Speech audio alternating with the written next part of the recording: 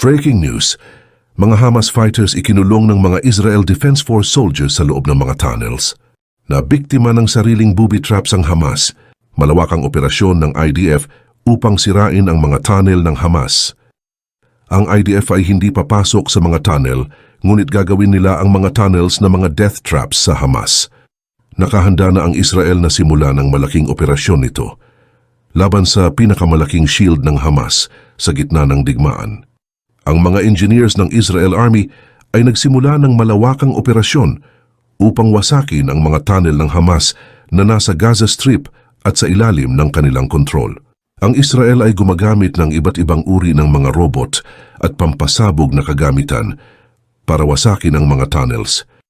Ayon sa IDF, nagpapasabog sila ng mga booby traps na inilagay ng Hamas at walang tigil nilang tinugis ang militanteng Hamas.